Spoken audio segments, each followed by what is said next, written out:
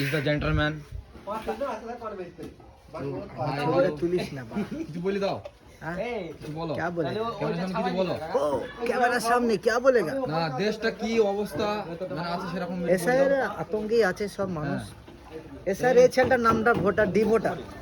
বলছি এই যে এশিয়ার যে এই যে মানুষ এই যে হয়রান হয়ে আছে বুঝলে, এই যে ডি ভোটার না কি বলছে, এটা মানে এটা মানে কি করা যাবে মানুষের কি ভবিষ্যতে মানে এই কোনো আমাদের অসুবিধা হবে? সভাপতি আছে, সভাপতিকে তুমি একটু বলে দাও। ও ডি ভোটার।